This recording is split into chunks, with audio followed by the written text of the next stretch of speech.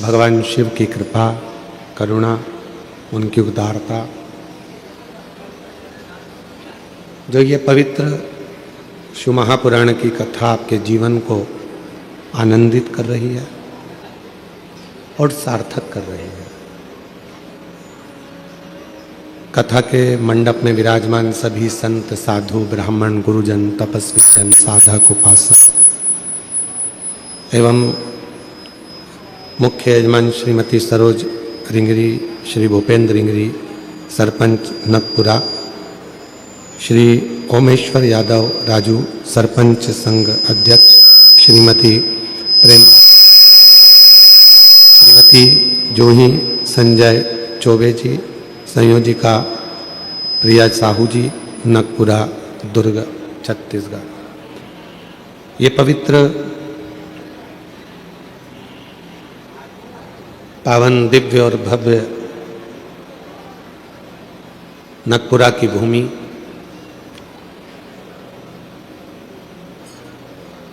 भगवान श्री पार्श्वनाथ जैन तीर्थ के नज़दीक की यह पवित्र पावन कथा, जो जीवन को एक सार्थक करने वाली है, मानव जीवन को परमात्मा की ओर लेकर जाने वाली है।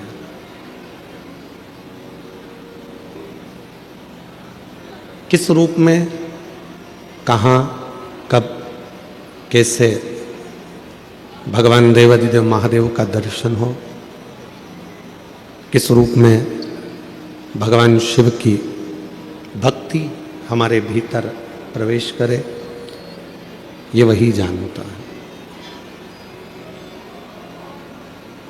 आप जिस कामना से, जिस भाव से भगवान शिव की पवित्र कथा का लाभ लेने के लिए आए हैं और जिस विश्वास के साथ इस पवित्र कथा को श्रवण कर रहे हैं, बाबा देवाधिदेव महादेव आप सभी की मनोकामना पूर्ण करें और भगवान आपकी झोली खुशियों से भरे।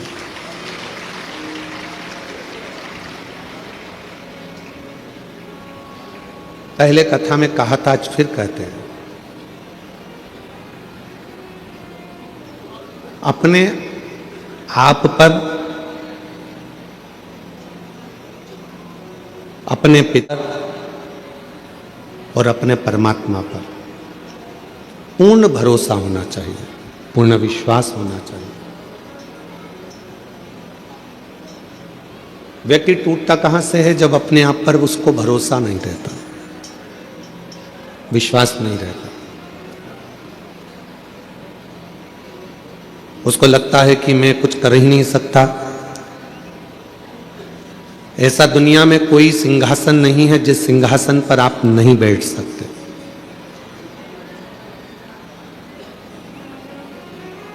दुनिया की ऐसी कोई कुर्सी नहीं बनी जिस कुर्सी पर आप नहीं बैठ सकते।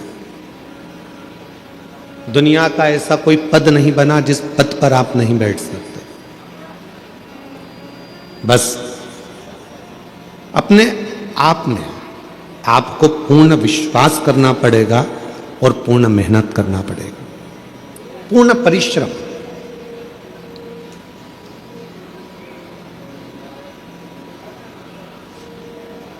आज ऊंचे ऊंचे सिंहासन पर अगर कोई बैठ जाता है, ऊंची पत्ती पर लोग बैठ जाते हैं, ऊंची कुर्सी पर लोग बैठ जाते हैं, तो उनसे पूछो कि उन्होंने जिंदगी में कितने धक्के खाए होंगे, कितनी मेहनत करी होगी, कितना परिश्रम करा होगा।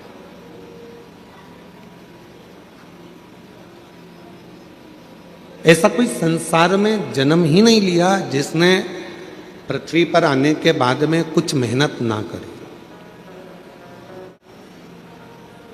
जिसने मृत्यु लोक में आने के बाद में कोई संघर्ष ना किया हो, मेहनत ना करी।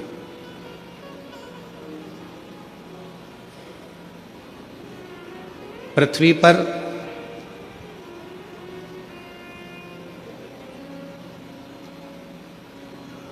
अमीर बनना बहुत सरल है। आप मृत्यु लोक में जन्म लिए हो, पृथ्वी पर आए हो, अमीर बनना बहुत सरल है, बहुत सरल। पर अमीर बनना सरल है पर अमर बनना सरल है क्या? जम के तो बोलो। लंका के राजा रावण ने भी यह विचार करा था कि मैं अमर बन जाऊं। कंस ने भी यह विचार करा था कि मैं अमर बन जाऊं। हिरण्यकशिपु ने विचार करा था कि मैं अमर बन जाऊं। हिरण्याक्ष ने यह विचार करा था कि मैं अमर बन जाऊं। अमर बनना कठिन है। अमीर बनना बहुत सरल है पर अमर बनना कठिन है। पर शिव महापुराण की कथा कहती है कि अमर बनना भी सरल है।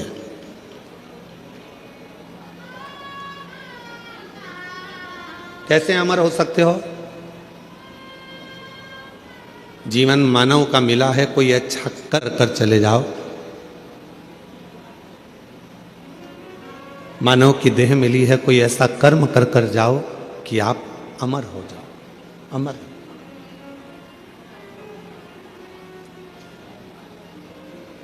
आज संत श्री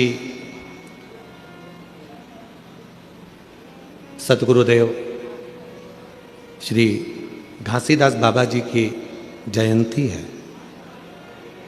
पूरे क्षेत्रवासियों को,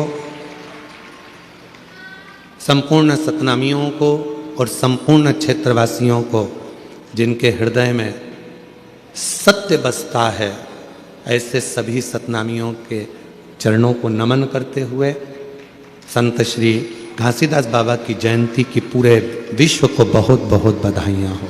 बहुत बहुत। अमीर बनना सरल है, अमर होना कठिन है। पर शिव पुराण की कथा कहती है कि अमर होना भी सरल है। कैसे अमर हो सकते हो? जैसे संत शिरोमणि घासीदास बाबा जी ने क्या करा? भेदभाव को मिटाया।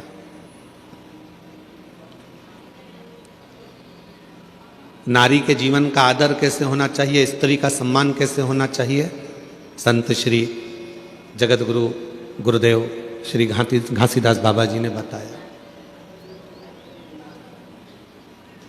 सत्य कैसा होता है, अहिंसा परम का भाव कैसे होता है, सामाजिक समरसता कैसे होता है, जीवन में उलझनों से निकलने का साधन क्या हो सकता है। ऐसे कई संदेश संत श्री गुरु घासीदास बाबा जी ने दिए, जिसको सतनामी समाज अपने अंदर धारण करती है। अब भले संत पृथ्वी पर हो ना हो, पर वो अच्छा कर कर, दुनिया को प्रेरणा देकर, कुछ अच्छा कार्य कर कर वो अमर हो गए। आज भी पूरा विश्व, पूरा देश संत श्री घासीदास बाबा जी की जयंती महोत्सव मनाता है।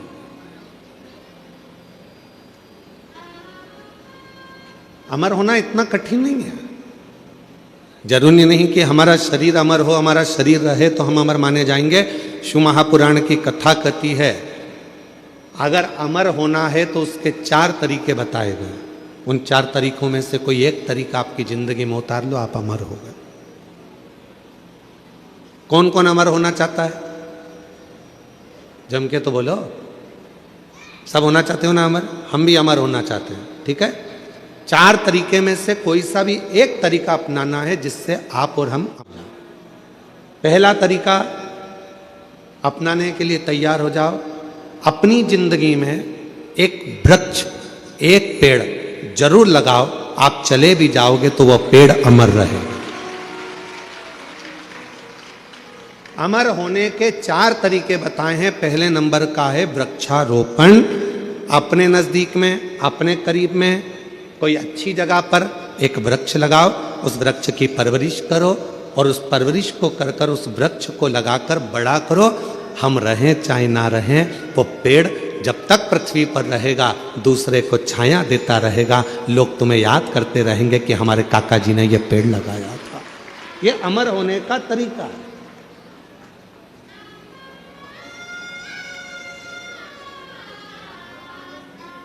इसलिए अब की बार जो शिवरात्रि आ रही है फरवरी के महीने में, महाशिवरात्रि, उस शिवरात्रि का हमने नाम दिया है ग्रीन शिवरात्रि। ग्रीन शिवरात्रि का मतलब है कि अभी तक अपन ने शंकर जी को जल चढ़ाया, शिव जी की पूजन करी। इस वर्ष 2026 में महाशिवरात्रि के दिन सबको एक एक वृक्ष लगाना है, बेलपत्री का पौधा लगाना है, उसकी परवरिश करना है, उसको बड़ा करना है, जिससे आप और हम रहें चाहे ना रहें, पर वो बेलपत्री का वृक्ष जब बड़ा हो उसकी पत्तियां टूटकर शिव जी को समर्पित हों और हमारी ये भी पूरी हरी भरी हो और लोगों को ऑक्सीजन की जरूरत ना पड़े, वेंटिलेटर की जरूरत ना पड़े, हमारा पूरा देश फिर ग्रीन हो, हरा हो और हरा भरा हो। इसलिए अमर होने के 4 तरीके बताए। पहले नंबर पर है वृक्ष लगाओ और वृक्ष लगाने की प्रेरणा दो। दूसरे नंबर पर अमर होने का दूसरा साधन बताया। अमर होना चाहते हो तो दूसरा तरीका है, अपने बच्चे को जैसे पढ़ाते हो वैसे ही कोई गरीब का बच्चा जिसको अच्छी एजुकेशन की ज़रूरत है और उसके पास पढ़ने का पैसा नहीं है, अपने पैसे से उस बच्चे को धीरे धीरे पढ़ाना चालू करो। जब वो किसी अच्छे ओहदे पर जाकर बैठ जाएगा, समझ लेना कि आप अमर हो गए, आपकी जिंदगी अमर हो गई, आप अमर हो गए।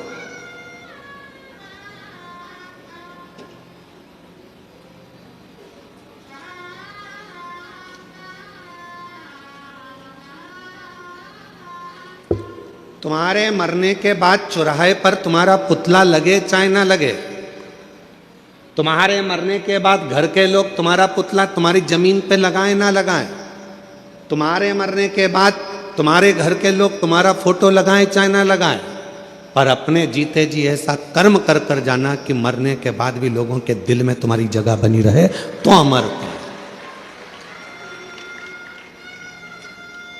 तो आप अमर, वरना अमरता का। तीसरे नंबर पर बताया कि हृदय की मिठास, प्रेम लुटाते चलो, प्रेम देते चलो, अमर। वो एक गीत की लाइन है ना, वो राम आए जो दीन दुखी, राह में आए जो दीन दुखी, सबको गले से लगाते चलो। ये माइक नहीं चल रहा है, बहाते चलो, प्रेम की गंगा बहाते चलो, प्रेम की गंगा बहाते चलो, ज्योत से ज्योत जलाते चलो, ज्योत से ज्योत जलाते चलो, प्रेम की गंगा बहाते चलो, प्रेम की गंगा बहाते चलो। राह में आए जो दीन दुखी, राह में आए जो दीन दुखी, सबको गले से लगाते चलो, सबको गले से लगाते चलो। तीसरा साधन है, अपने व्यवहार को मीठा रखिए, प्रेममय रखिए, स्नेहमय रखिए, अच्छा रखिए, व्यवहार श्रेष्ठ रखिए। और चौथा साधन बताया, अमर होने का चौथा साधन, अपने बच्चों को अच्छा संस्कार देकर चलिए। जब वो बच्चे अपने संस्कारों में ढल जाएंगे तो समझ लेना कि आप अमर हो गए, आपके बच्चों के संस्कार के रूप में। कौन कौन अमर होना चाहता है? बोलो, हाथ उठाओ जल्दी से। होना चाहते हो अमर? 4 साधन में से कोई सा एक साधन ढूंढिएगा। या तो पेड़ लगाइए, या किसी बच्चे को शिक्षा अध्ययन कराइए, या अपने व्यवहार को सुधारिए, या अपने बच्चों को ऐसा संस्कारवान बना दो कि आप चले भी जाओ तो आपके बच्चे संस्कारित रहेंगे, तो आप अमर की अमर रहोगे। आपको कोई भूलेगा नहीं, लोग आपको याद करेंगे। इनके माता पिता भी संस्कारित थे तो बच्चा भी संस्कारित। इनके माता पिता में ये संस्कार था तो बच्चे में ये संस्कार। ये अमरता है, ये अमर हो गया, ये अमर। और करो प्रयास जीवन में अमर होने का। अमीर ना सरल है, पर अमर होना कठिन है। पर शिव महापुराण की कथा कहती है अमर होना भी सरल है। जिसने इन 4 में से कोई एक बात को अपनी जिंदगी में उतार लिया तो समझ लो कि वो अमर हो गया, वो अमर हो गया।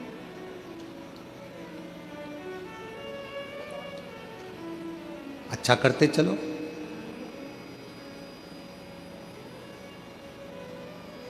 राह में आए जो दीन दुखी, राह में आए जो दीन दुखी, सबको गले से लगाते चलो, सबको गले से लगाते चलो। सबको स्नेह दीजिए, सबको प्रेम दीजिए, सबको करुणा कीजिए, सब पर वात्सल्यता रखिए। जब सब पर प्रेम होगा, सब पर वात्सल्यता होगी, करुणता होगी, तो आप अमर होते चले जाओगे। मेरे देवाधिदेव महादेव ने माँ पार्वती जी को कौन सी कथा सुनाई थी? जम के बोलो, अमर कथा। कहाँ सुनाई थी? अमरनाथ की गुफा।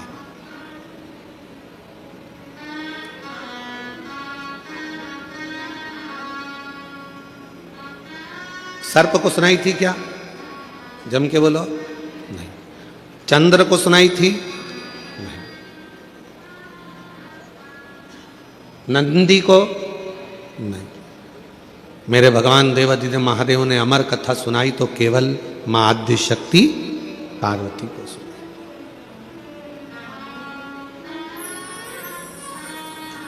क्यों सुनाई? किस लिए सुनाई? क्या कारण पड़ गया था जो पार्वती को अमर कथा सुनाना पड़ी? उसका केवल एक कारण था, यह आद्य शक्ति पार्वती जगत की मां है, और मां यदि अमर हो गई तो ये राष्ट्र को अमर होने में कोई दिक्कत नहीं आएगी। संपूर्ण विश्व अमर हो जाएगा, संपूर्ण विश्व। कथा सुन। और अमर कथा क्या? कौन सी अमर कथा?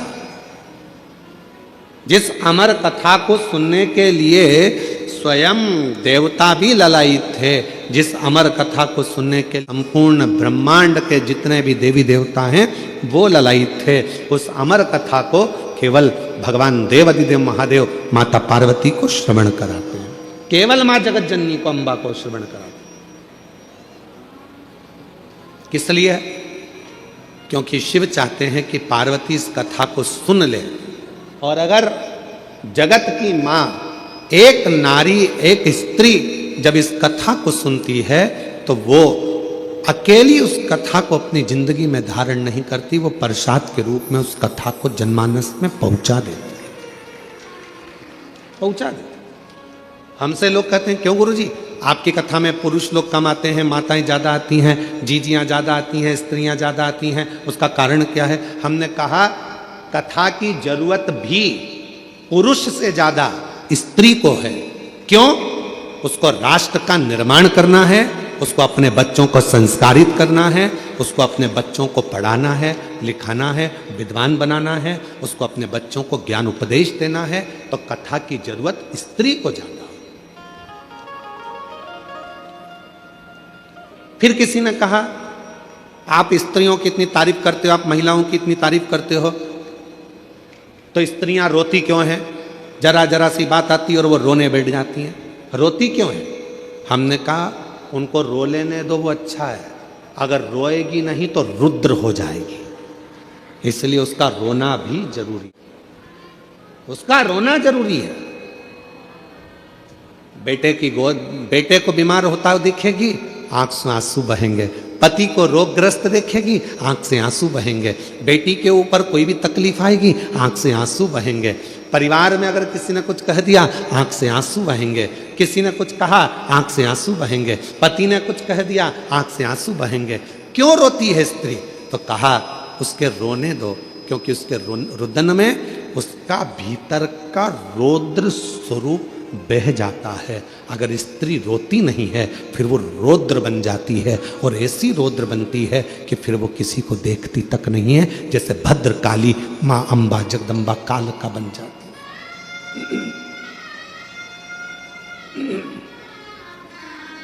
फिर वो भद्र काली, वो काल का बन।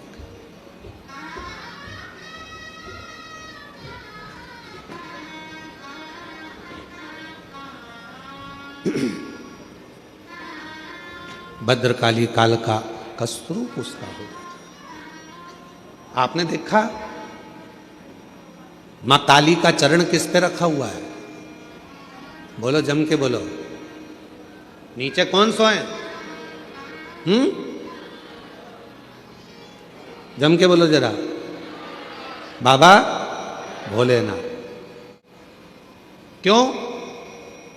मां जगत जननी अपना रौद्र रूप धारण कर ली थी, और क्रोध का रौद्र रूप मां जगत जननी ने ऐसा धारण कर लिया था, ऐसा रुद्र धारण कर लिया था कि वो फिर आखिरी में शिव को भी नहीं देख पाए, भगवान शंकर को भी नहीं जान पाए, शिव को भी नहीं पहचान पाए।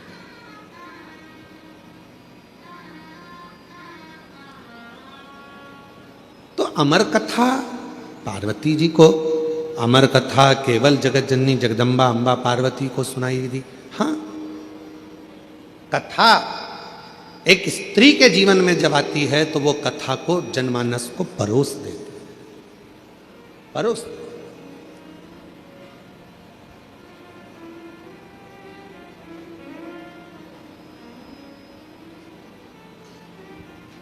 दुनिया में केवल एक स्त्री ही ऐसी है, महिला एक नारी ही ऐसी है, जब सब खा लेते हैं तब आखिरी में वो खाने बैठती है, भोजन करने बैठती है। जो मिल गया उसमें भी उसकी तृप्ति होती है, नहीं मिला उसमें भी उसकी तृप्ति होती है। दूसरे को खाता हुआ, प्रेम से भोजन करता हुआ देखकर वो संतुष्ट हो जाती है, वो संतुष्ट हो जाती है। एक नारी, एक स्त्री।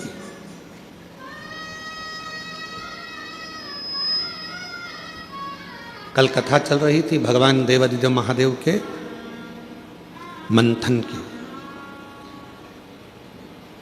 और मेरे बाबा ने कंठ में विष को रख लिया था और मां पार्वती जी ने उसको रोक लिया था अंदर उतरने से पहले।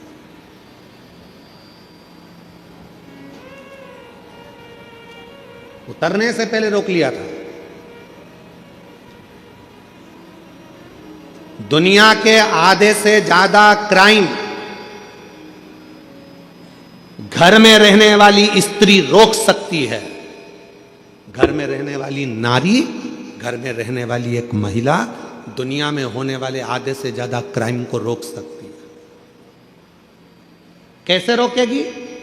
अपने पति को अच्छा उपदेश देकर, उसको समझाकर, अपने बेटे को अच्छा संस्कार देकर, अपनी बेटी को अच्छा ज्ञान देकर, अपने ससुर को अच्छा ज्ञान देकर, अपने पिता को अच्छा उपदेश देकर, अपने भाई को अच्छा ज्ञान देकर, उपदेश देकर। दुनिया में किसी सरकार की इतनी सामर्थ्यता नहीं है जो क्राइम को रोक सके। क्राइम को केवल एक रोक सकती है, वो घर की केवल नारी होती है जो अच्छे संस्कारों से इन क्राइम को रोक सके। एक कथा बचपन में पढ़ने को मिली थी, शायद हमें उम्मीद है कि आपने छत्तीसगढ़ वासियों ने भी इस कथा को जरूर पढ़ा होगा। हमने पढ़ा है अपने बचपन में, तो तुमने भी पढ़ा होगा। कथा सुनने को मिली थी, पढ़ने को मिली थी। एक छोटा सा बच्चा स्कूल में जाता है पढ़ने के लिए, उसको एक पेंसिल मिल जाती है। वो अपनी मम्मी कर बताता है, माँ मुझे ये पेन मिला है। माँ ने कुछ नहीं कहा। बच्चा दूसरे दिन स्कूल गया, कंपास चुरा कर ले आया। पेन का जो बॉक्स होता है बच्चा वो चुरा कर लेकर आ गया। माँ से कहा, माँ मैं आज बॉक्स लेकर आया हूँ। माँ ने कुछ नहीं कहा।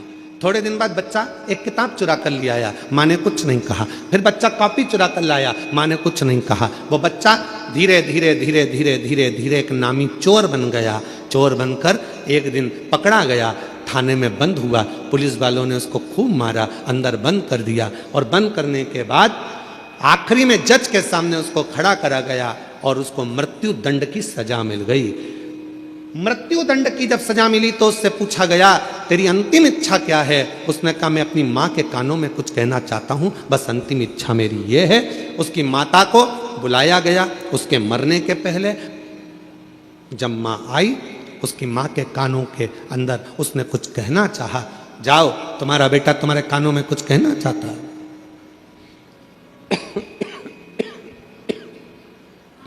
माँ ने कान आगे करा। बच्चे ने गला पकड़ रहा है माइक भाई। बच्चे ने माँ के कानों को पकड़ा दांतों से। इतना तेज उस लड़के ने अपनी माँ के कानों को काटा कि उसमें से रक्त निकलने लगा। पुलिस वालों ने छुड़ाया, बा मुश्किल से वो कान दांतों से छूटा। आखिरी में पुलिस वालों ने पूछा कि ये तेरी माँ है और तूने इसको दांतों से काट दिया? तो कहा, आज सूली पर चढ़ाने वाली भी ये मेरी माँ है। जिस दिन मैं पहली बार चोरी कर कर आया था, मेरी माँ मेरे गाल पर थप्पड़ मार देती तो शायद आज मुझे फांसी की सजा नहीं मिलती। आज मुझे फांसी की सजा नहीं मिलती। दुनिया में कोई ऐसी सरकार नहीं है जो क्राइम को रोक सके। क्राइम को अगर रोक सकती है तो वो घर की नारी रोक सकती है। अपने भाई को समझाकर, पिता को समझाकर, बच्चों को समझाकर, अच्छे संस्कार देकर, प्रेम देकर, स्नेह देकर अपने बच्चों को गलत जगह से रोक कर वो क्राइम को रोक सकती है। केवल एक स्त्री, केवल एक नारी।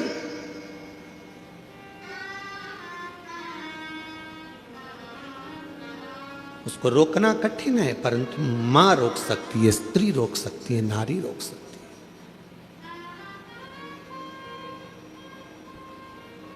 कितना विचित्र प्रसंग है। विनायक का सिर किसने काटा था? जम के बोलो जरा। गणेश जी का सिर किसने काटा था? शंकर भगवान। किसका सिर लगाया फिर बाद में? हाथी का। जब हाथी का सिर लग गया गणेश जी को, उनके बहुत सारे बेस्ट फ्रेंड हुए, के बहुत सारे दोस्त हुए। उन्होंने उनको भरना प्रारंभ करा। तेरा पिताजी है, तेरा सिर काट कर तेरे को हाथी का सिर लगा दिया। इंसान का लगा देते, मनुष्य का लगा देते, कैसा तेरा स्वरूप बना दिया। लोगों ने भड़काया।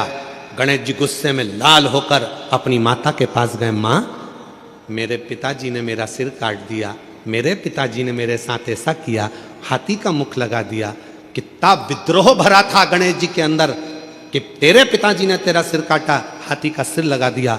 फिर माँ ने समझाया, बेटा तेरे पिताजी साधारण नहीं है, उनने बहुत सोचा होगा। उनको मालूम है कि दुनिया में सब कुछ हो सकता है पर कोई लंबोदर नहीं हो सकता है, इसलिए तुझे लंबोदर बना दिया। माँ ने समझाया। फिर दूसरी बार बारी आई। कार्तिकेय को बैठने के लिए मोर मिल गया, शिव जी को बैठने के लिए नंदी मिल गए, माँ जगत जननी को बैठने के लिए शेर मिल गया। सारे देवी देवता अच्छे वाहन पर बैठ गए। आखिरी में गणेश जी को छोटा सा चूहा दे दिया। फिर दोस्तों ने भर दिया। माँ, पिताजी को तो देखो, मेरे लिए चूहा दिया, दिख रहा था मेरा इतना बड़ा शरीर है, बैठने के लिए कोई अच्छा वाहन देना था, इतना छोटा सा चूहा दे दिया। माँ ने समझाया बेटे को। बेटे के अंदर विद्रोह उत्पन्न हो रहा था। माँ ने कहा, बेटा तेरे पिताजी समझदार हैं, उन्होंने चूहा इसलिए दिया, बड़े बड़े गाड़ियाँ ट्रैफिक में फंस सकती है पर मोटरसाइकिल और साइकिल कहीं से भी निकल सकती है, इसलिए तुझे छोटा वाहन दिया गया। छोटा वाहन दिया है। गणेश जी खुश हो गए, मां ने समझा दिया, नहीं तो विद्रोह तो कब का चालू हो जाता। फिर आया बारी, अब की बारी आई कि पृथ्वी की परिक्रमा कर कराना है। मां, सब ने कहा तेरे पिताजी को था कि तेरे पास चलने के लिए कुछ नहीं था, छोटा सा चूहा कितने दिन में पृथ्वी की परिक्रमा करेगा। पिताजी को मालूम था कार्तिकेय जीतेगा, उसको प्रथम गिनती में ला दूंगा। पर गणेश जी, तेरे पिताजी ने तेरे साथ चाल चल। गणेश जी को विद्रोह आया, मां के पास गया, मां देखो पिताजी ने ये कोई बात बोलना चाहिए कि पृथ्वी की परिक्रमा जो करेगा पहले वो प्रथम गिनती में आएगा। अब तो मेरे पास तो इतना छोटा सा चूहा धीरे धीरे चलेगा, कब तक पृथ्वी की परिक्रमा करेगा। मां ने समझाया, बेटा तेरे पिताजी हैं, वो जानते हैं कि तू इतने बड़े चूहे पर बैठकर पूरी पृथ्वी की परिक्रमा नहीं कर सकता, इसलिए तेरे पिताजी ने मेरे कानों में कह दिया था कि एक काम कर, गणेश जी को बोल देना पूरी पृथ्वी की परिक्रमा ना करे तो माता पिता की परिक्रमा कर लेना, फल प्राप्त हो जाए। जब जब व्यक्ति के दिल में विद्रोह उत्पन्न होता है, जब जब व्यक्ति गलत सोचता है, गलत विचार लाता है, अगर घर की स्त्री, घर की नारी, घर की महिला, घर की माँ, घर की बेटी, घर की बहन, घर की भाभी, घर की बुआ, घर की चाची, घर की काकी, घर की मामी, घर की स्त्री जब उसको समझाती है तो कोई पुरुष कोई गलत काम करने के लिए जा नहीं सकता। विद्रोह कब उत्पन्न होता है? जब घर की नारी उसको भर दे। देख लो तुम्हारे भाई को, देख लो तुम्हारे मामा को, देख लो, जब अंदर इतनी ईर्ष्या भर दी जाती है कि पुरुष फिर क्राइम करने को आगे बढ़ जाता है और तलवार लेकर चक्कू लेकर दौड़ पड़ता है। 10 मिनट का क्रोध, उस व्यक्ति ने चक्कू मारा, 10 मिनट का क्रोध आया और मालूम पड़ा वो 10 मिनट का क्रोध उसकी 10 साल की जिंदगी को बर्बाद कर दिया। 10 साल की।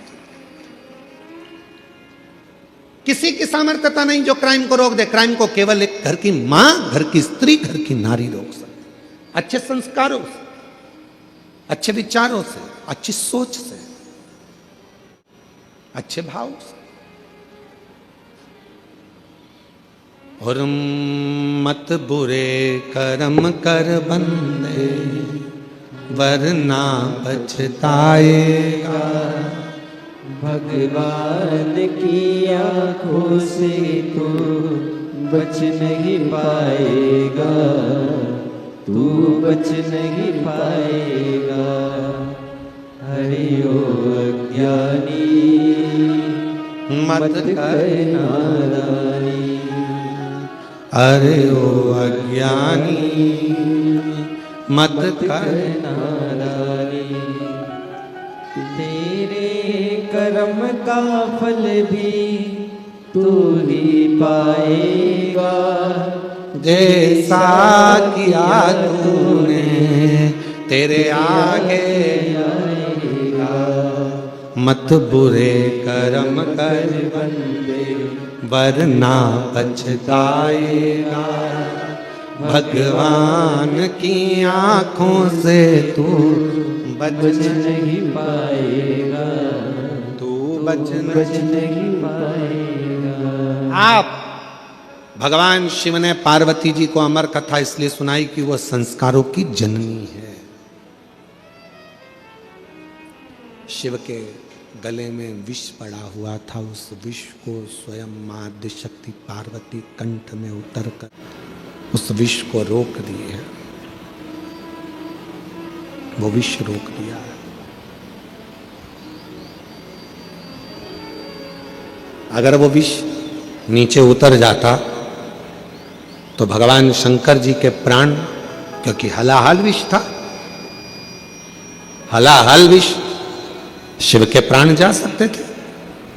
पार्वती जी कंठ पर बैठ गई और विष को नीचे नहीं उतरने दिया। विष नीचे नहीं उतरा।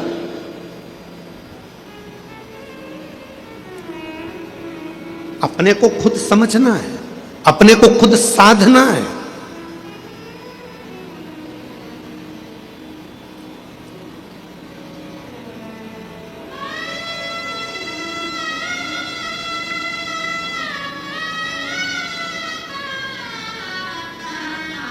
जब हम अपने आप को साधेंगे, अपने आप को समझेंगे तो दुनिया में समझने वाले सब हो जाएंगे।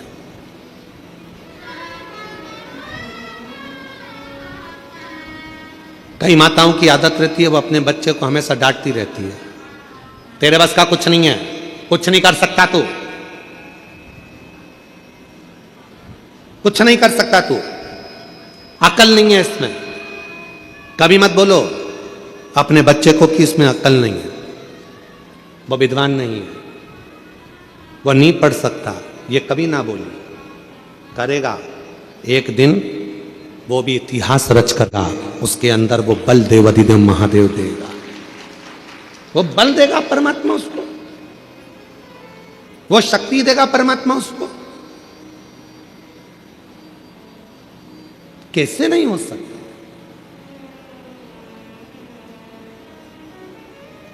एक पत्र है, अच्छा है।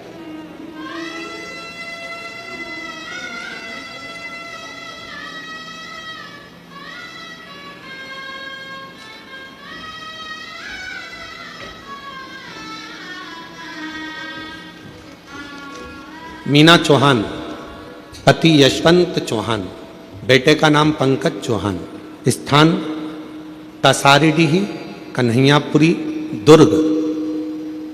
कहीं बैठे हो तो हाथ आपकी हैं दीदी, हाथ हिला दो, आ जाइए, बेलपत्र लेकर जाइए, आइए। मैं पशुपतिनाथ व्रत का और एक लोटे जल का क्या वर्णन करूं गुरुदेव। मेरे बेटे का नाम पंकज चौहान है, 2-3 साल से पुलिस की नौकरी की तैयारी कर रहा था, परंतु वह 2-3 नंबर से फेल हो जाता था। गुरुदेव, मैंने अपने बेटे से कहा, सियोर वाला महाराज कहता है एक बार पशुपतिनाथ का व्रत कर, मंदिर जाकर एक लोटा जल चढ़ा और फिर पूरी मेहनत कर। सियोर वाला बाबा कहता है कि अपनी मेहनत को 4 गुना कर, परिश्रम इतना करना, रात दिन मेहनत करना, रिजल्ट भोले बाबा अच्छा देगा। मेरा बेटा मनना प्रारंभ करा, पशुपति व्रत किया और एक लोटा जल चढ़ाता। फिर वह बाबा की ऐसी कृपा हुई, उसने एग्जाम दिया और बाबा की कृपा से 16/12/2025 को बाबा की कृपा से जो उसने पूर्व में एग्जाम दिया था उसमें उसने क्लियर करा और 16/12/2025 को उसका ज्वाइनिंग लेटर आ गया और मेरे बेटे का पुलिस में नौकरी लग गया। मैं बाबा को प्रणाम करने के लिए क्या आई, बाबा को नमन करने के लिए।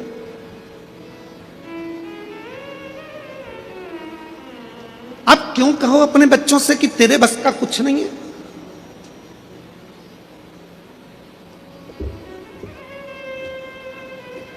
कभी अपने बच्चे से मत कहो कि तेरे बस का कुछ नहीं है।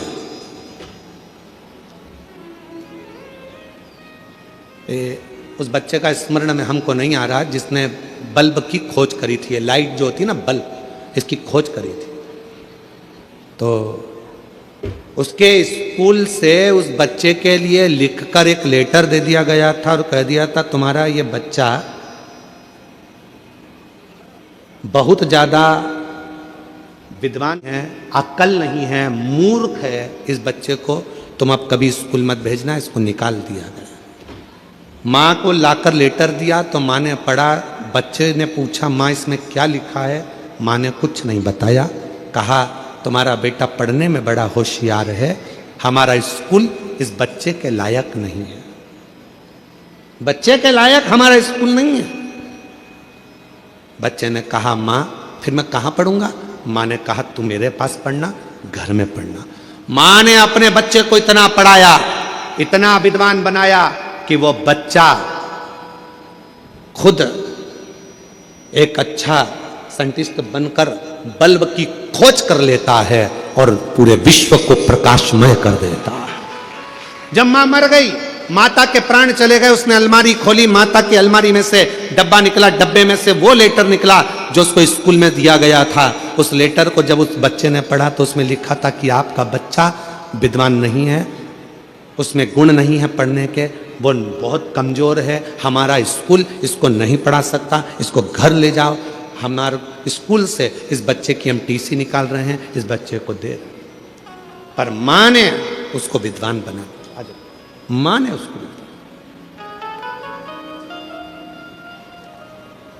अब ये माँ है ना, इनने भी अपने बेटे से कहा ना कि वो सियोर वाला बाबा कहता है मेहनत को 4 गुना करो, पढ़ाई रात दिन करो, 2-4 नंबर से अगर रुक रहे हो फिर मेहनत करो।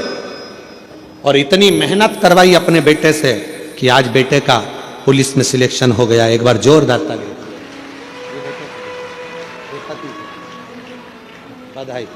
एक बार जोरदार ताली बजाओ, खूब खूब बधाई आपको। शादी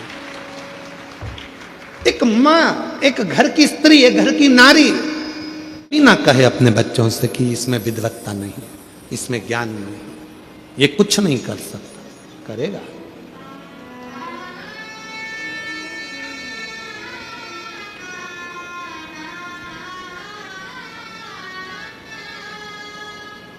कौन है जो नहीं पढ़ सकता? करेगा। अमीर बनना सरल है, अमर होना जम के बोलो कठिन है। पर जिसने 4 बातों को स्मरण कर लिया वो भी अमर हो गया।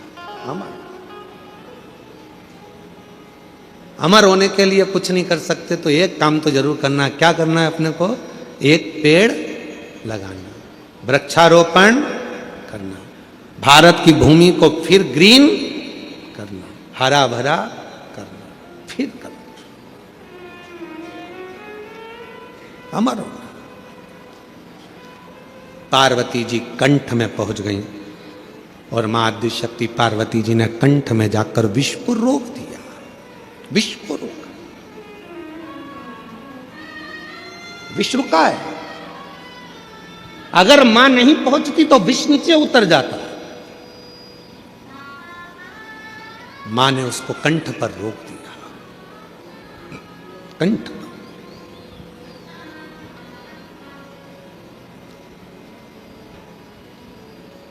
मेरी जीजियों, मेरे जीजाओं, मेरी बेटियों, बेटाओं, मेरे बुजुर्ग माँ बाप का स्मरण अपने अंदर रखिएगा।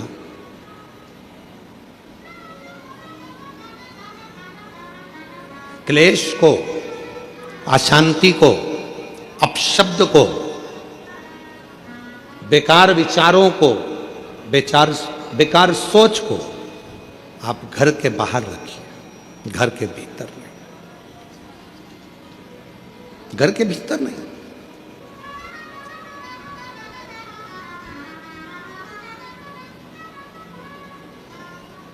हम हमारे घर को घर बना रहने दें। कई लोग अपने घर को बहुत बहुत बहुत विचार कर कर होटल बनाने का प्रयास कर रहे हैं, पर निवेदन है कि घर को होटल ना बनाए। घर को होटल ना बनाए। हम बेटियों से भी कई बार कहते हैं आप अपने माता पिता के द्वारा पढ़ते हो, माँ बाप आपको पढ़ाते हैं, माता पिता अच्छी शिक्षा दिलवाते हैं, माता पिता कॉलेज पहुंचाते हैं, माता पिता अच्छे आपको कपड़े पहनाते हैं, माता पिता आपको खूब संभाल कर रखते हैं, खूब खूब व्यवस्था करते हैं। और जब आप बड़ी हो जाती हो, बड़े हो जाते हो, अच्छे कॉलेज में पढ़ जाते हो, आपकी जॉब लग जाती है, आप अच्छा कमाने लगते हो, फिर आप सोचने लगते हो कि अब मुझे मेरे माँ बाप की जरूरत नहीं।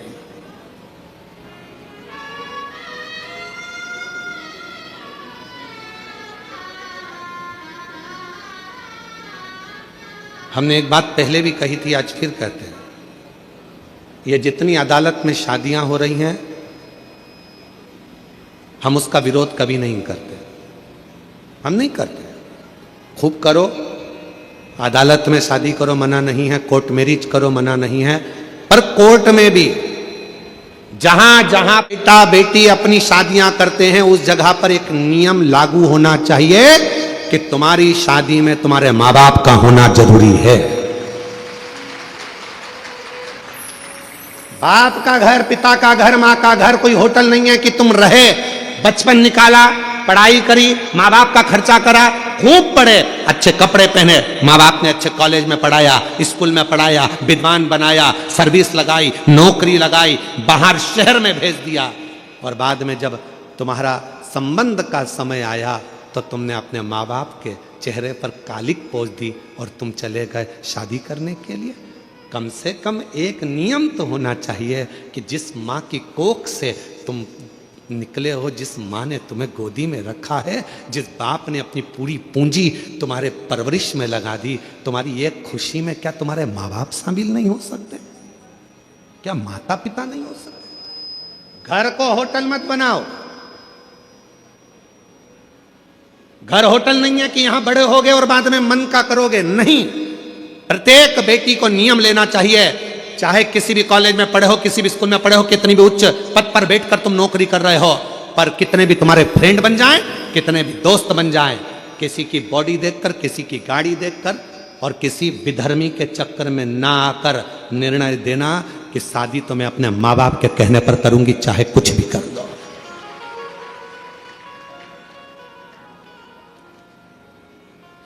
अभी अभी हम लोग बस्तर कथा करने के लिए गए तो एक गांव में हम लोग पहुंचे। जिस गांव में हमने जाकर थोड़ा सा मालूम करा तो बड़ा विचित्र खेल हमको मालूम पड़ा, विचित्र खेल। थोड़ा मन पछोट गया उस खेल को देखकर कि गांव की साधारण बेटियों को सामान बेचने के बहाने साइकिल पर, मोटरसाइकिल पर सामान रखते हैं, तिलक लगाते हैं, कंठी पहनते हैं, सामान बेचने के बहाने आते हैं और गांव की भोली भाली बेचारी बेटियों को अपने झांसे में लेकर उससे विवाह कर लेते हैं और बाद में लव जिहाद तो करा ही करा, पर साथ में लैंड जिहाद भी करा, उसको अपना बना लिया और उसकी जो प्रॉपर्टी थी, उसकी जो जमीन थी, उसको भी अपना बना लिया। ये भी चल रहा है। इसको बचना है, संभालना है।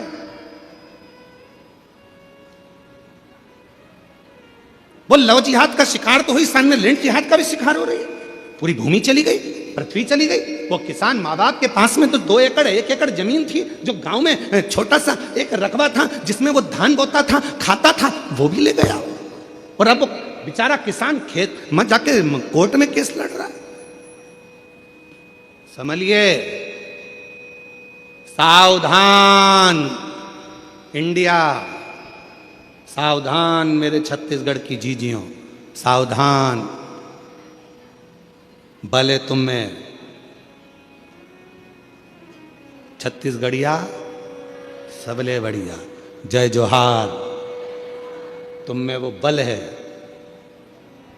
एक अंदर से संकल्प लो कि हम, हमारे घर की बेटियां संकल्प ले कि कभी भी हमारे माँ बाप को धोखा नहीं देंगे, हम हमारे माँ बाप को कन्यादान का मौका देंगे। सावधान,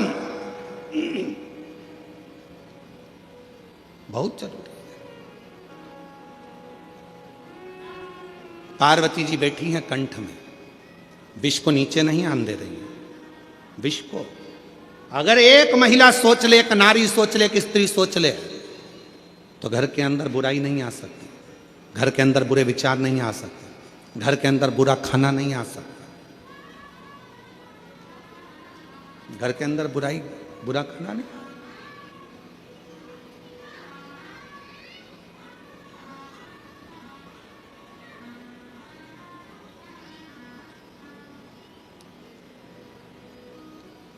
बुराइयां किसके घर में प्रवेश करती हैं? जहां बुरे विचार इकट्ठे होना चालू हो जाते हैं। बुरे विचार। कितने लोग बैठे हैं यहां पर जो रोज नहाते हैं?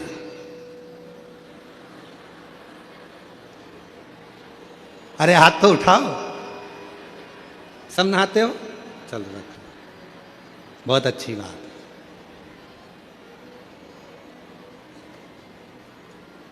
कितने लोग बैठे हैं यहां पर जो रोज साबुन लगा के नहाते हैं? सभी साबुन लगा के नहाते हो? नहा दो, रखिए। काय के लिए नहाते हो? कोई ने तुमको नहाने का बोला? जम के बोलो नहीं। नहा क्यों रहे हो? शरीर पे गुरुजी मेल जमेगा।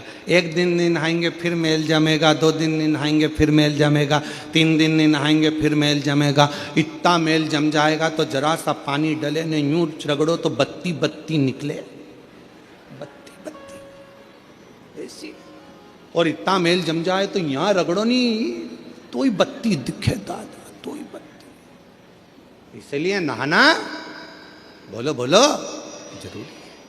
रोज का मेल रोज साफ होना चाहिए। उसी तरह याद रखना, अपने घर में अगर थोड़ा सा भी गंदगी आना चालू हो जाए, कोई मदिरा का पान करने लगे, कोई गलत भोजन करने लगे, गलत विचार लेकर आ रहा है, उसी दिन मेल को साफ कर दो, वरना वो मेल जम जाएगा। मेल जम जाए, वो मेल जमेगा। काय से आए हो आप लोग यहाँ पर कथा सुनने के लिए? पैदल, मोटरसाइकिल से, 4 व्हीलर गाड़ी से, बस से? बोलो तो जम के। मान लो बीच में मोटरसाइकिल खराब हो गई या उसका पेट्रोल डीजल खत्म हो गया तो क्या करोगे उसमें? नली का पानी डाल लोगे? अरे बोलो तो जम के। नहीं, अगर नली का पानी डाल लो तो मोटरसाइकिल चलेगी नहीं चले? अरे बोलो तो नहीं चले। क्या करेगी वो? अटक जाए। चलेगी क्या मोटरसाइकिल? नहीं चले। कौन बोल रहा है? इधर से एक छोटा बच्चा बहुत प्रेम से बोल रहा है। कौन बोल रहा है? हाँ, आजा, दौड़ के आजा मेरे पास। आजा, दौड़िया, तू भी आजा, आजा, दौड़ के आ, जल्दी दौड़ के आ, आजा।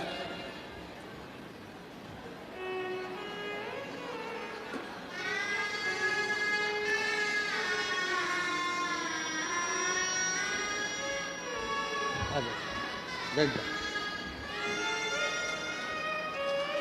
तू भी आ जा, इधर आ, इधर आ, बैठ जा इधर। अब तू कहाँ बैठेगा बेटा? इधर साइड बैठा दे, इधर इधर इधर।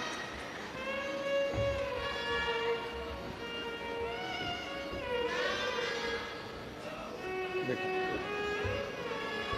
इसको बैठ जा, बैठ जा, बैठ जा। नहीं बैठना, इसको उतार दे, उतार दे, इसको उतार दे। नहीं, गिर जाएगी, इसको उतार, इसको उतार, उठा, तू बैठ जा इधर। मोटरसाइकिल नाली के पानी से चलेगी? नहीं। जम के बोलो जरा। नहीं। नहीं चलेगी। गाड़ी नाली के पानी से चलेगी? नहीं। नहीं चलेगी। तो ये शरीर दारू से चलेगा? नहीं। नहीं चलेगा। चलेगा? नहीं। नहीं चलेगा। अच्छी गाड़ी चलाना है तो अच्छे पेट्रोल की जरूरत है, और शरीर को अच्छा रखना है तो अच्छे भोजन और पानी की जरूरत है। इसमें गटर का पानी मत डालो। नाली का पानी, ये दारू का जो नशा है, ये गंदा नाली का पानी है। क्या है वो? पानी। गंदा नाली का पानी। पानी। जरा साथ में बोलो। दारू क्या है? गंदा नाली का पानी है। इसको किसी को भी पीना नहीं चाहिए, नहीं पीना चाहिए। इसलिए क्या करना चाहिए? शिव कथा सुनो, गाड़ी भी चलाओ, होशियारी से चलाओ, सीट बेल्ट बांध के रखो, और नशे में रहकर गाड़ी भी मत चलाना, और अहंकार के नशे में घर भी मत चलाना। बर्बाद हो जाओ, बर्बाद हो जाओ। बोलो हर हर महादेव। चलो लो, तुम दोनों ने अच्छी कथा बाची, जोरदार। चलो शंभु।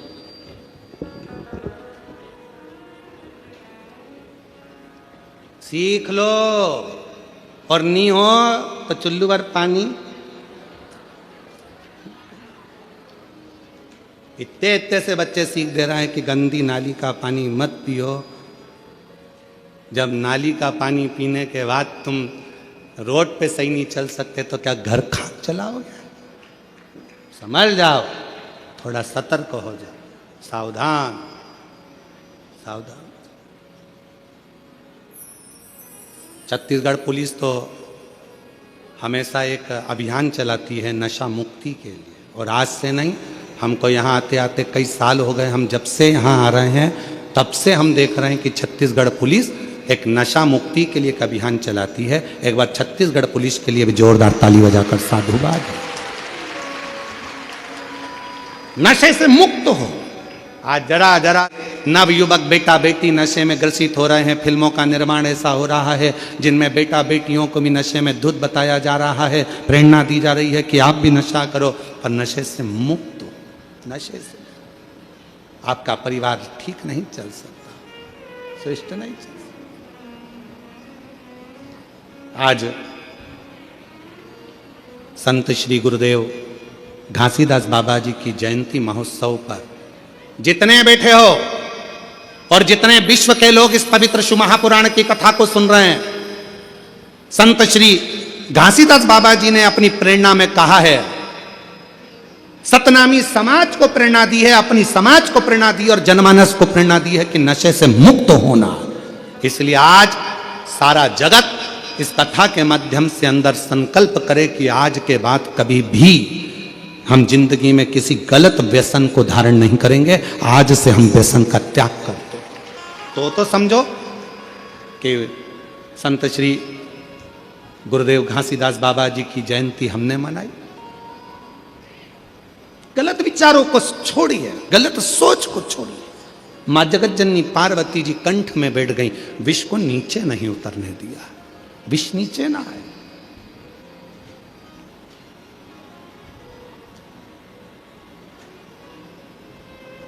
ये विष जब नीचे उतरेगा तो बर्बाद कर देगा, बर्बाद।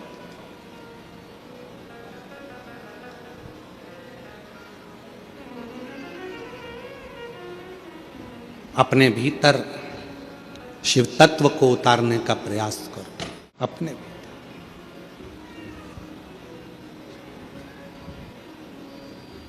कल एक माता जी कह रही थी, अच्छा हुआ गुरुजी मैं कथा में आ गई। हमने पूछा क्यों माँ, क्या हो गया?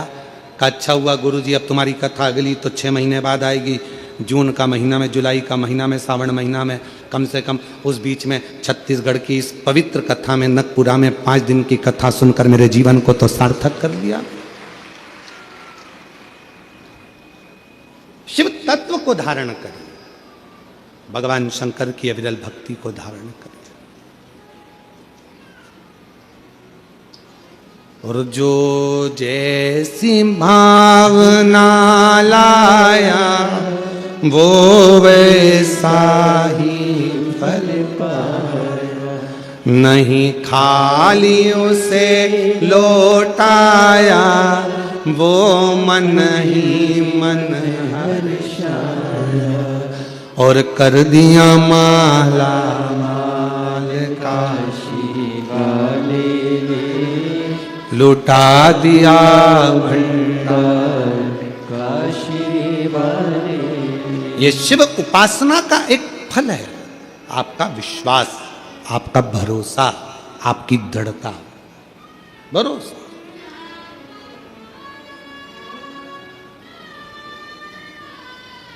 डेढ़ 150 एकड़ के इस ग्राउंड में यह कथा हो रही है। शायद छत्तीसगढ़ का यह सबसे बड़ा ग्राउंड होगा जिसके अंदर यह कथा हो रही है। 1.5 एकड़ का यह ग्राउंड, और पंडालों के बाहर इधर भी देख लो, उधर भी देख लो, उधर भी देख लो, जहां तक देखोगे वहां शिव भक्त ही शिव भक्त बैठे हैं। और मेरी जीजियां कितने भाव से, धूप भी हो रही है, अपना छाता, अपनी पानी की 2 बाटल, अपने बिछाने का आसन अपने साथ लेकर चलती है, बैठ जाती है, अपना टेंट खुद लगाती है, कथा सुनती है और भगवान का भजन करती है। कोई मत, अपनी सादगी से, अपनी सादगी।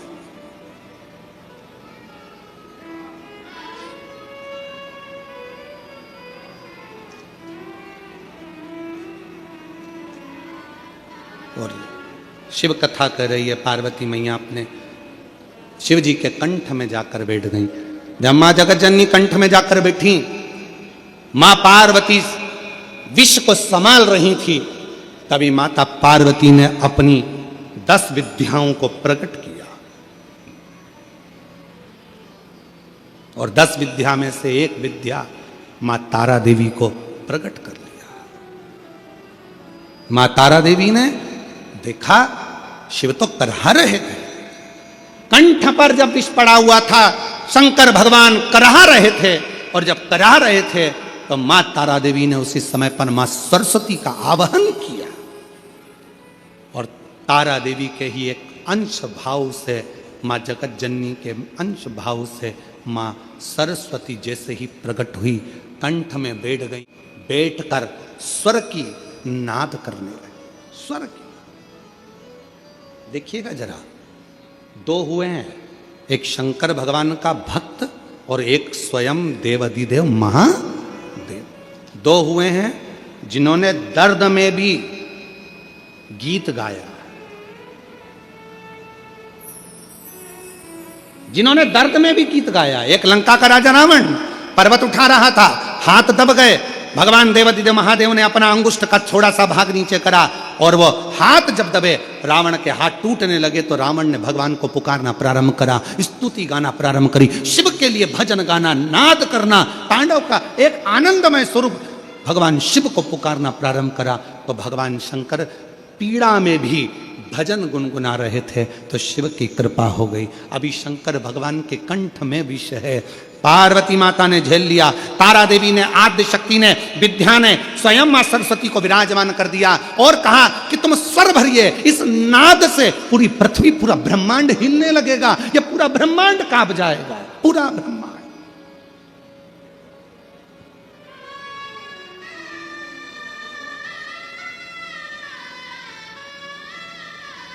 और ये पूरा ब्रह्मांड हिलेगा, इसलिए शिव के नाद में भी आप स्वर दीजिए, स्वर। और सत्यता है मेरी जीजियों, अगर शिव महापुराण में लोग कहते हैं शिव पुराण में क्या है, शंकर की कथा में क्या है, शिव पंडाल में बैठकर कथा सुनने में क्या है, कथा बैठकर सुनने में क्या मिलेगा, क्या प्राप्त होगा, कैसे मिलेगा, क्या मिलेगा। कभी जीवन में अगर मौका मिले, एक बार किसी पंडाल में 5-7 दिन रहकर शिव महापुराण की कथा सुनकर देखिएगा, जिंदगी में जो कहीं नहीं मिला वो मेरा कुबेर भंडारी देकर जरूर जाएगा, देकर जाएगा। जब तो ये 150 एकड़ का इतना बड़ा प्रांगण, 150 एकड़ की ये भूमि और जिसमें इतना विशाल पंडाल और पंडाल के पार पार पब्लिक और भक्त क्यों आए। किसी के यहाँ कोई चावल देने के लिए, कोई निमंत्रण देने के लिए कोई नहीं गया। बोलो आपके यहाँ कोई आया था क्या निमंत्रण देने? जम के तो बोलो जरा। नहीं। कोई पत्रिका देने आया था? कोई प्रचार किया था तुम्हारे गांव में आके माइक से? कोई होर्डिंग लगाया था तुम्हारे गांव में आकर किसी ने? कुछ भी नहीं। ना किसी गांव में होर्डिंग लगा, ना पत्रिका गई, ना चावल गया, ना निमंत्रण गया, ना कुछ गया। जैसे शक्कर के डब्बे को चींटी ढूंढती है, उसी तरह शंकर का भक्त शंकर की कथा को ढूंढ कर पहुंच जाता है। उसको तो बस मालूम होना चाहिए कि मेरा शिव कहाँ है, कहाँ बैठा है, उसका भजन मुझे कहाँ करना है, कैसे प्राप्त करना है। एक लोटा जल, आवाज नहीं आई, एक लोटा जल, बोल बम का नारा है, श्री शिवाय नमस्ते। शिव को भजना, शंकर। और महाराज सरस्वती ने स्वर देना प्रारंभ करा, और जो सरस्वती ने स्वर दिया, कंठ में विराजमान होकर बैठी साधना तप कर रही।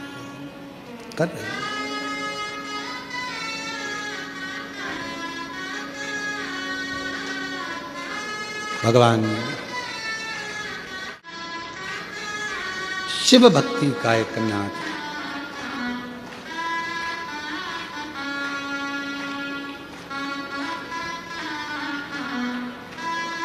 और जब भगवान देवादिदेव महादेव को मां सरस्वती ने कंठ में बैठकर जब नाद किया, नाद, जो सरस्वती माता ने जो स्वर लगाए अंदर बैठकर, जो शिव कराह रहे थे, उसमें से भी स्वर निकल रहा था।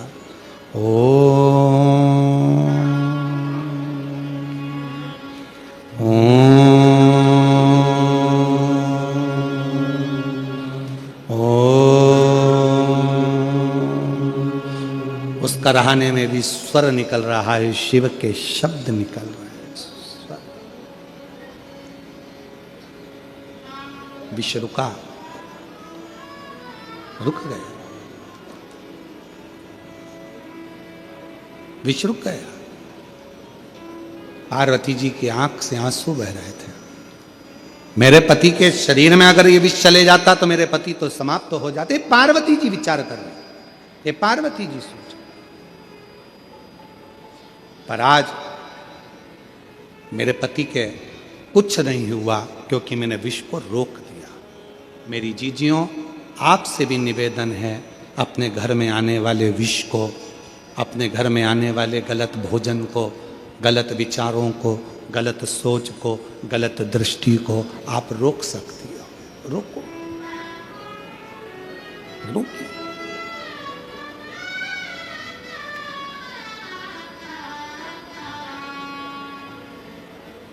जब रुकेगा तो अपने आप उत्पन्न होगा, अपने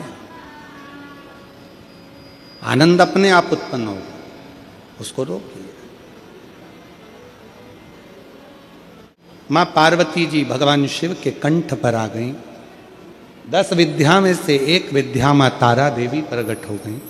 उन्हीं के अंश स्वरूप से मां सरस्वती प्रकट हो गईं, जिन्होंने करहाने में भी स्वर दिया और शिव के उस करहाने में ओम नाद का उच्चारण भर दिया। एक बार सभी साथ में ओम नाद करेंगे।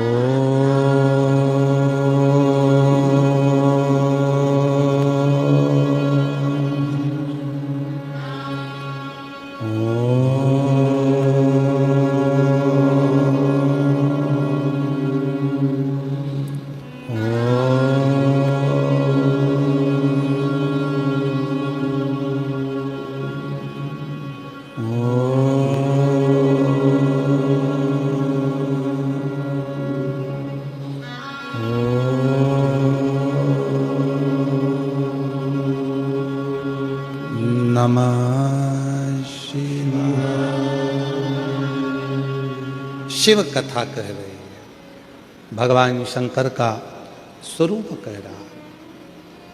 सरस्वती मैया कंठ में बैठ गई। क्या भरा था कंठ के अंदर?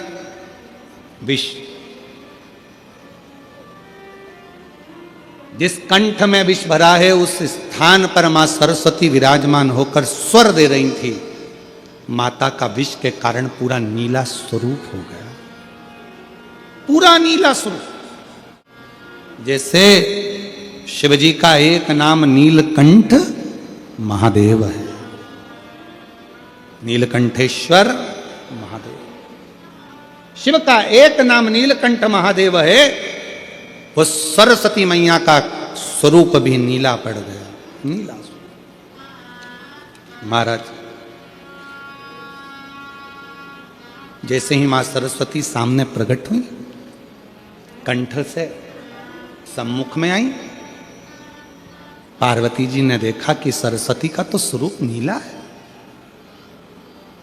जो श्वेत वस्त्र, श्वेत हंस, श्वेत रूप धारण करती है, आज वो नीली पड़ी हुई है।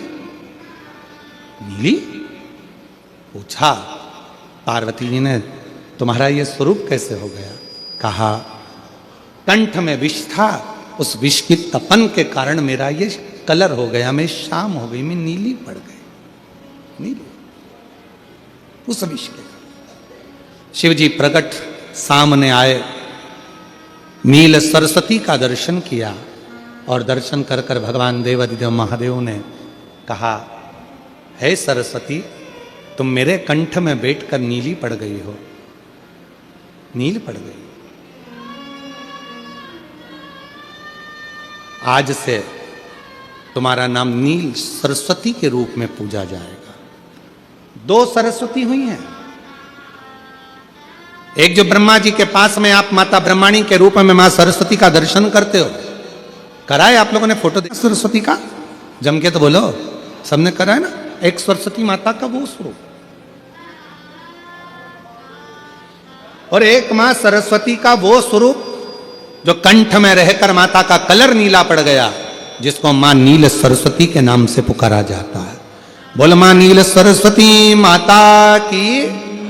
जो माता का कलर नीला पड़ गया, मां नीले स्वरूप में हो गई, मां नील सरस्वती। महाराज, ऋषि वशिष्ठ जी ने सबसे ज्यादा यदि साधना किसी की करी है तो मां नील सरस्वती की करी है, मां नील सरस्वती। और पूरे भारत में केवल उज्जैनी सांदीपनी ऋषि बाबा की भूमि, महाकाल राजा की धरा एक ऐसी है जहां पर पूरे भारत में केवल एक मंदिर ही मां नील सरस्वती का, वाग देवी का मंदिर आज भी उज्जैनी में अवंतिकापुरी में विराजमान है। पूरे विश्व में, पूरे भारत में केवल नील सरस्वती का एक ही मंदिर है जो अवंतिकापुरी में वाग देवी मां सरस्वती का, नील सरस्वती का मंदिर है। आज पूरे भारत। केवल एक सरस्वती है जिनका स्वरूप नीला है, जिनकी आराधना ऋषि वशिष्ठ जी ने करी है, जिनकी तप साधना, जिनकी आराधना स्वयं भगवान देवादिदेव महादेव कहते हैं, सुनो हे जगत पार्वती, हे तारा, 10 विद्याओं में से तुम एक विद्या हो और तुमने इस सरस्वती को प्रकट किया है, तुम्हारा ही स्वरूप है। मैं वर देता हूं जो इस नील सरस्वती की आराधना, साधना, स्मरण, स्तोत्र जप करेगा, पाठ करेगा, उच्चारण करेगा, उसको कभी ज्ञान की, कभी बुद्धि की, कभी विवेक की, कभी कमी ना हो, कभी कमी। मेरी जीजियों,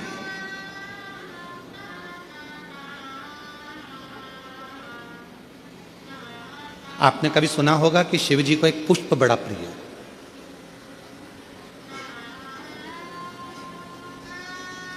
शायद आप लोगों के इधर है कि नहीं हमको नहीं मालूम, पर शिव जी को एक पुष्प बड़ा प्रिय है जिसको शंख पुष्पी पुष्प कहते हैं,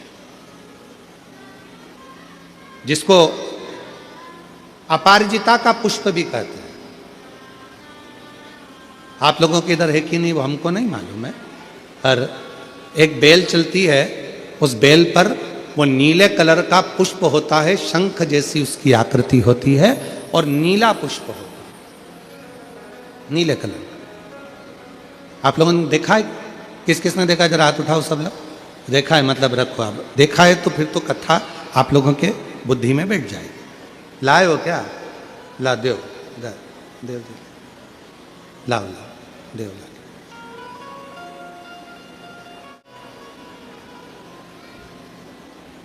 हाँ लिया लिया, आ जाओ आ जाओ। और शंभु शरणे पड़ी मांगू घड़ी रे दुख काटो दया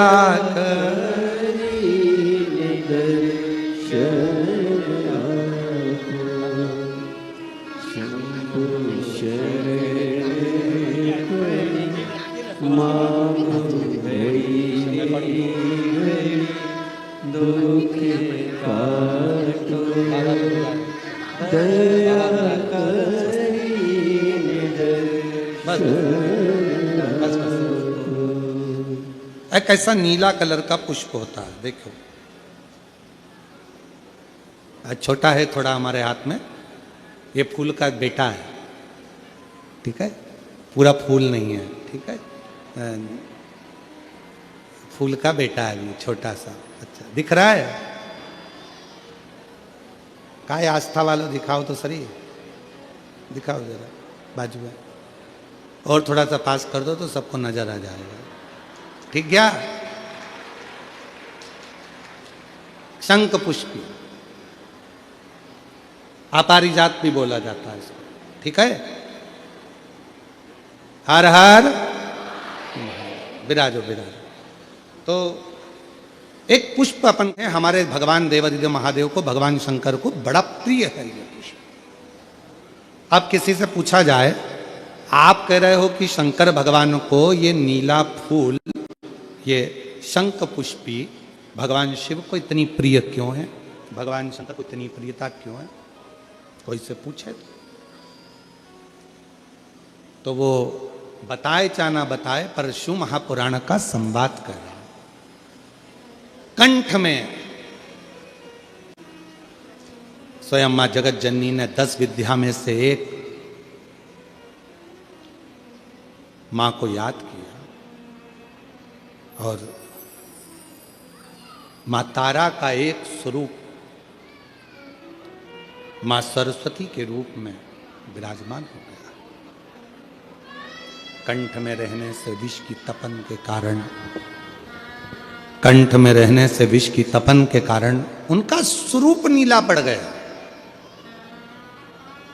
और जब उनका स्वरूप नीला पड़ गया तो भगवान देवादिदेव महादेव ने कहा, सुनो पार्वती, संसार के लोग, भूमंडल में रहने वाला यदि कोई भी मानव जिसकी विवेकता, बुद्धि, विचार, सोच, ज्ञान थोड़ा सा भी अगर उसमें कम है, तो वो नील सरस्वती का यदि आवाहन करे, माँ नील सरस्वती स्तोत्र का पाठ करे, माँ नील सरस्वती की स्मरण करे, तो उसकी विवेक, उसकी बुद्धि तीव्र होती है, श्रेष्ठ होती है। और सुनो पार्वती, यदि मान लो कोई मान नील सरस्वती का स्तोत्र का पाठ नहीं कर पाए, आराधना नहीं कर पाए, साधना नहीं कर पाए, स्मरण ना कर पाए, अगर कोई बच्चा एक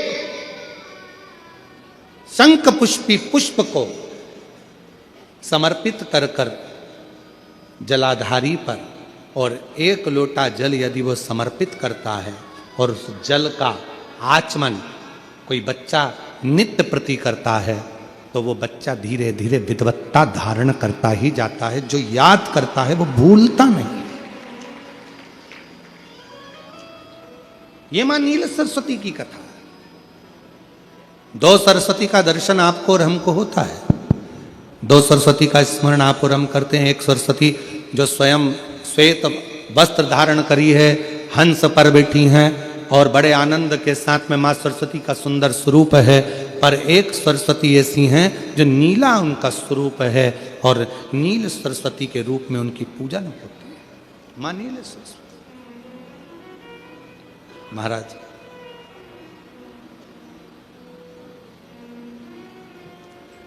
जैसे कोई कोई बच्चे ऐसे होते हैं कि जन्म लेने के बाद में उनकी राल टपकती रहती है, विद्वान नहीं हो पाते, पलंग पर पड़े रहते हैं, पांव हाथ काम नहीं करते हैं और डॉक्टरों का इलाज चलता रहता है पर वो रिटर्न नहीं आ रहा है। ये इनको बढ़ाओ। बच्चों की मुख से राल टपकती रहती है, विद्वत्ता नहीं रहती, माइंड थोड़ा सा कमजोर होता है और शरीर भी उनका थोड़ा शिथिल रहता है। शरीर तो कई लोग कह देते हैं कि ये बच्चा थोड़ा जल्दी जन्म ले लिया इसलिए ऐसा हो गया, प्रीमेच्योर हो गया, ऐसा हो गया, वैसा हो गया। दवाइयाँ भी चलती हैं, इलाज भी चलता है, पर उसका कोई लाभ नहीं मिल पाता और वो बच्चा पलंग पर पड़ा रहता है, राल टपकती रहती है, बुद्धि काम नहीं करती। छोटे छोटे भले वो 20 साल का हो गया पर 8-10 साल के बच्चों जैसी उसमें विवेकता होती है, बुद्धि होती है। मेरा निवेदन है उन माताओं से, थोड़ी मेहनत आपको करना पड़ेगी उस बच्चे के लिए। अष्टमी, नवमी और चतुर्दशी 3 तिथियां पकड़ कर रखना। कौन कौन सी? जम के बोलो। अष्टमी, नवमी, चतुर्दशी। ये 3 तिथियां ऐसी हैं, चतुर्दशी अमावस्या की भी और चतुर्दशी पूर्णिमा की। अष्टमी नवमी अमावस्या की भी और अष्टमी नवमी पूर्णिमा की। ये वो तिथियां हैं जिन तिथियों में मां नील सरस्वती का स्तोत्र का पाठ कर कर एक शंख पुष्पी पुष्प, एक अपारिजात का पुष्प जलाधारी पर रखकर 7 बार अगर का पात्र से जल चढ़ाया जाए और उसी जल को कटोरी में झेल लिया जाए, उस जल को 3 दिन तक लगातार यदि सुबह दोपहर शाम रोज उस बच्चे को देना चालू करिए, उसके हाथ पैर भी काम करना प्रारंभ करेंगे, उसकी बुद्धि भी काम करना प्रारंभ करेगी।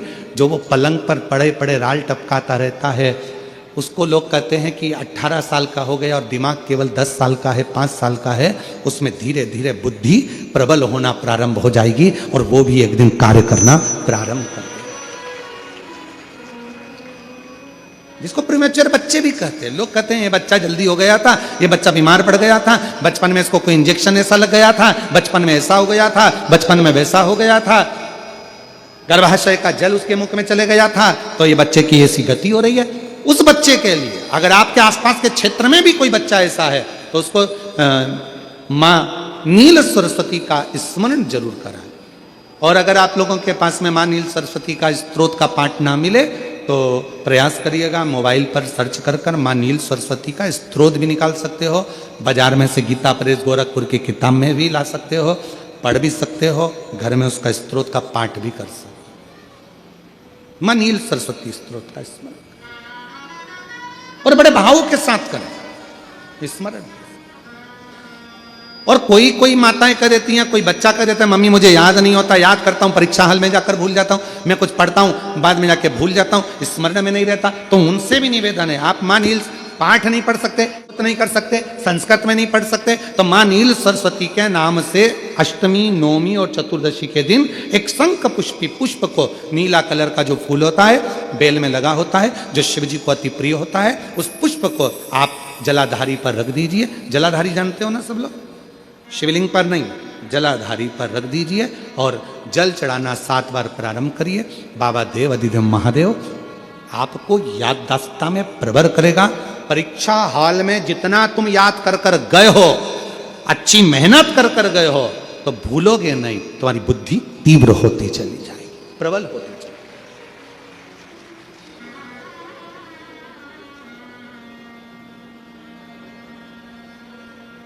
आजकल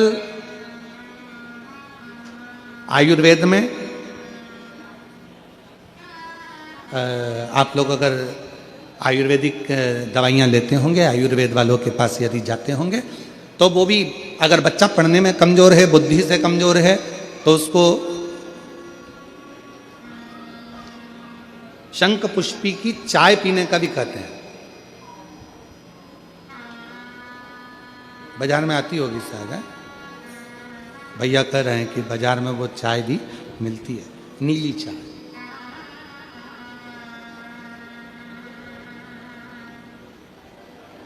महाराज याददाश्ता के लिए, उसको प्रबर करने के लिए लोग शिव कथा कर रही है। कौन सी सरस्वती? जम के बोलो, जम के जरा, पूरा तो नाम बोलो। मां नील सरस्वती। तुमने डायरेक्ट कह दिया नील सरस्वती। मां कौन लगाएगा? मां है ना अपनी, तो उसका संबोधन पूरा होना चाहिए। कौन सी सरस्वती? मां नील सरस्वती का स्मरण सुख देता, आनंद, स्मरण सुख देता। और हम तो यहां तक कहेंगे, अपने अपने घर में अगर हो सके तो ये शंख पुष्पी का एक पौधा लगा लो। ऐसा होता है वो पौधा बढ़ते जाता है, ऐसा नहीं कि सूखता है, और बढ़ता है। बच्चे लोग सुबह से उठेंगे और बच्चे लोग उठकर उस पौधे में से फूल तोड़ेंगे और शंकर भगवान को समर्पित करेंगे, तो वो पुष्प भी बच्चों के जीवन में विद्वत्ता प्रदान करेगा। वो शंख पुष्पी का पुष्प। हर हर महादेव। एक आनंद, एक पत्र है, अच्छा है, देखो।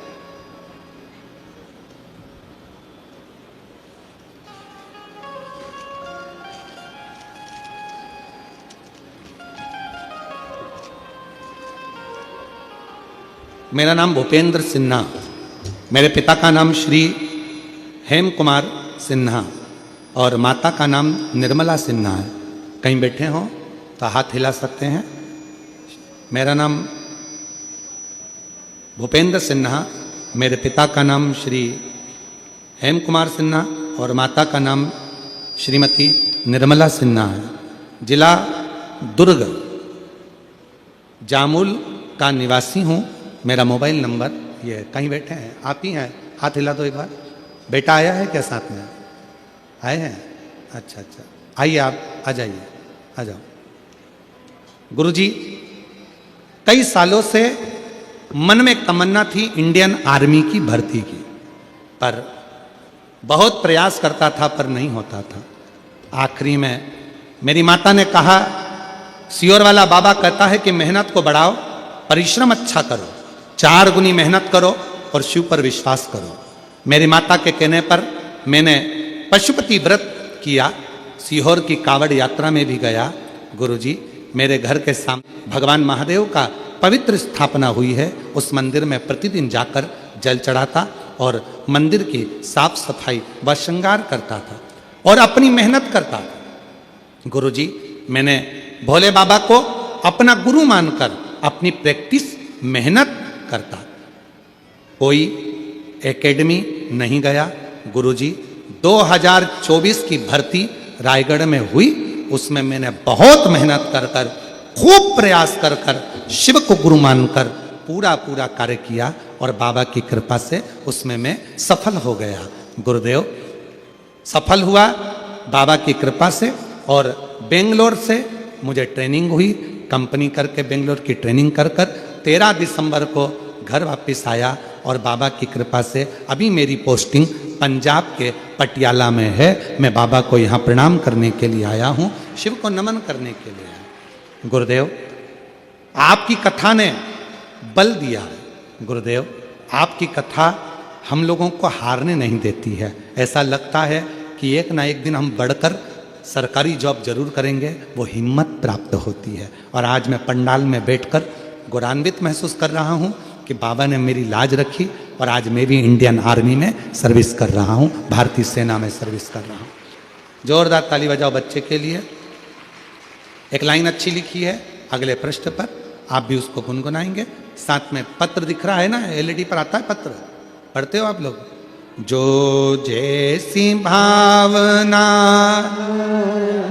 वो वैसा ही फल, नहीं खाली उसे लौटाया, वो मन ही मन हर्षाया, और कर दिया माला माल काशी वाले। एक पत्र और अच्छा है, भंडार काशी वाले ने कर दिया माला माल काशी।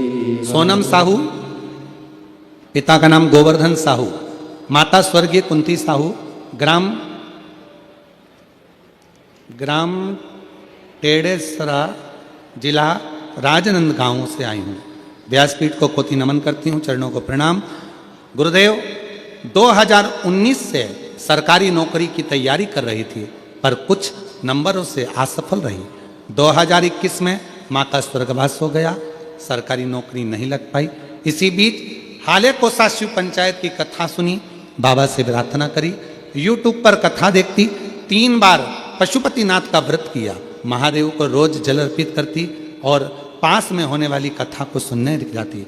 2024 में सरकारी नौकरी की परीक्षा दी, 4थी बार पशुपतिनाथ का व्रत करा। हाले कोसा 2025 की कथा में जाने के लिए घर से निकलते समय मन में मेरे आराध्य मेरे पिता महादेव से कहा, बाबा आप मुझे अपनी बेटी को सरकारी नौकरी के पद पर पदस्थ करें या इस जीवन का कहीं ना कहीं किसी ना किसी रूप में अंत करें। कथा से साई मन में अटूट विश्वास लेकर गई थी। सुना था कथा के पंडाल में बैठकर जो मांगा जाता है वो मिलता है, और बाबा ने ऐसी कृपा करी, हाले कोसा की कथा सुनकर आई और आने के बाद बाबा पर पूरा भरोसा कर कर जल चढ़ाने लगी। और बाबा की ऐसी कृपा हुई कि 3 महीने के अंदर टेक्नीशियन की परीक्षा का परिणाम आया और आज बाबा की कृपा से लैब टेक्नीशियन के पद पर सरकारी नौकरी में मैं पदस्थ हो गई। मैं बाबा को यहाँ प्रणाम करने के लिए आई और लुटा दिया। इन्होंने भी लाइन अच्छी लिखी, जी वाले ने कर दिया माला माल काशी वाले ने। तुम जिस भाव से, कहीं बैठे हैं क्या, ये आ रहे हैं? अच्छा आ गए, हाँ ठीक है। शंभू आइए बाबू, आजा आजा।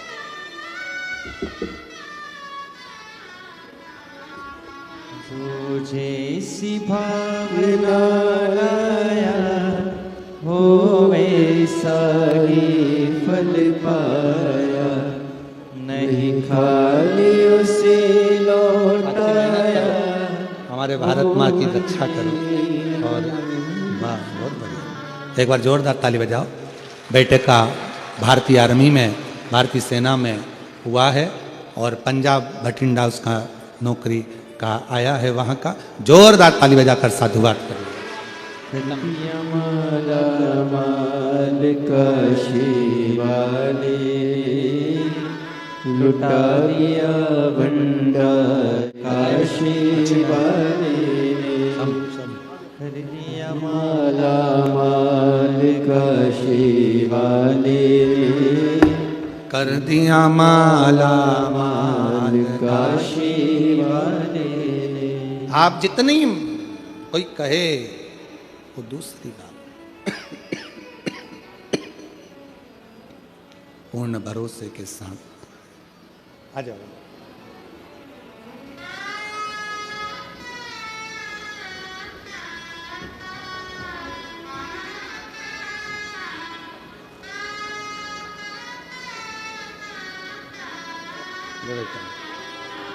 रोते नहीं, अब तो लग गया जॉब, अब क्या सोचना, खुश हो, रोते नहीं, रोते नहीं। आंसू पोछो पहले, आज खुश होकर जाओ, ले आंसू पोछ पहले, आंसू पोछो, हाँ आंसू पोछ पहले, अच्छा खुश होकर जा, अब तो लग गई जॉब, अब क्या शिव कृपा हो गई तेरे पहले, खुश हो, सेवा करो राष्ट्र की।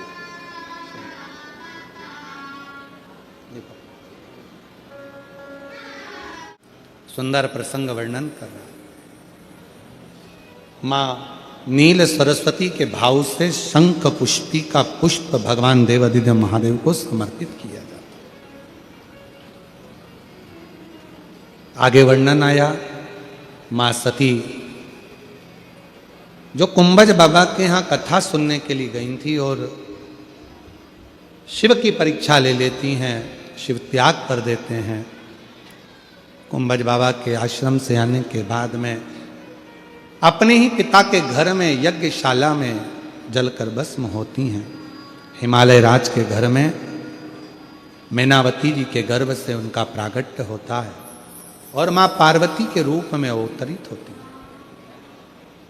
शिवजी के साथ में उनका मंगल विवाह होता है। भगवान देवादिदेव महादेव मां पार्वती की जी के साथ में उनका मंगल आनंद में विवाह का क्रम होता है। निवेदन है, विवाह का मतलब केवल वो नहीं कि वाह वाह लूटी जाए। विवाह का मतलब होता है जहां एक दूसरे के स्नेह के प्रति आदर का भाव, सम्मान का भाव। बहुत धन होगा तो विवाह श्रेष्ठ है, बहुत होगा तो विवाह श्रेष्ठ है, नहीं।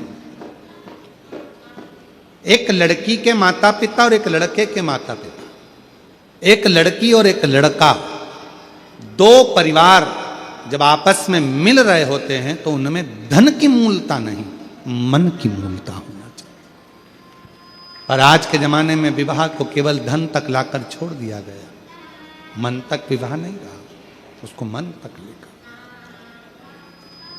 मेरे ओघड़दानी मेरे शंकर भगवान मां पार्वती जी के साथ विवाह हो रहा है। जोरदार ताली बजाएं, शिव पार्वती पधार रहे हैं। सुंदर आनंदमय मंगलमय भगवान शंकर का विवाह पार्वती मैया के साथ में हो रहा है। मां जगतजननी पार्वती मैया भगवान शिव जी के गले में जयमाला पहना रही हैं। जोरदार ताली बजाइए, हर हर। भगवान शंकर पार्वती मैया के गले में जयमाला देते हैं, हर हर महादेव। सुंदर आनंदमय आज द्वितीय दिवस की कथा यहाँ विराम हुई है। 3 दिन कथा के और बचे हैं। बड़े भाव से आनंद से कथा का रस तत्व ग्रहण करें।